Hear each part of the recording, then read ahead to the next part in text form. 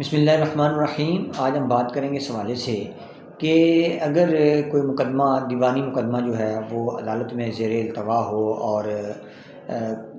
کوئی ایسا فریق جس کو اس میں جو ہے وہ مقدمے میں شامل نہ کیا گیا ہو اور اس کے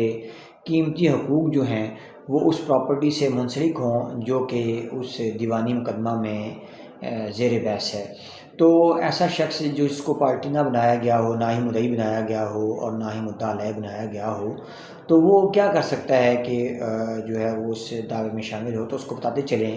کہ آرڈر 1 رول 10 کے تحت ضابطۂ دیوانی کے وہ ایک درخواست جو ہے اپنے وکیل کے ذریعے اس مقدمہ میں جس میں اس کو فریق نہیں بنایا گیا وہ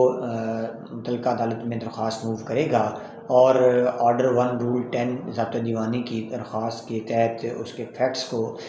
زیر بحث لایا جائے گا، اور اس کے بعد جو ہے وہ عدالت اس کے اوپر فائنڈنگ دے گی، اور اگر ایسا مواد موجود ہوا اس اپلیکیشن میں تو اس شخص کو عدالت جو ہے وہ ایسے مقدمے میں فریق بنانے کی اجازت دے دے گی۔